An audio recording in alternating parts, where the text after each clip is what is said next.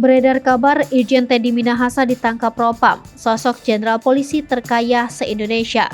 Kapolda Jawa Timur, Irjen Teddy Minahasa dikabarkan ditangkap oleh Divisi Propam Polri. Jenderal Bintang 2 itu diduga tersangkut kasus penyalahgunaan narkoba. Hal ini diketahui dari Wakil Ketua Komisi 3 DPR RI Ahmad Sahroni saat dikonfirmasi awak media Jumat 14 Oktober 2022. Hal senada juga dikatakan anggota Komisi 3 DPR fraksi Partai Gerindra Habibur Rahman bahwa dirinya mendengar kabar penangkapan Irjen Teddy yang pernah menjadi Kapolda Sumatera Barat itu. Namun, dia belum mendapatkan kabar rincinya. Teddy Minahasa diketahui belum lama ini diangkat sebagai Kapolda Jawa Timur berdasarkan surat telegram Kapolri. Posisi Kapolda Jawa Timur sebelumnya diduduki Irjen Niko Afinta.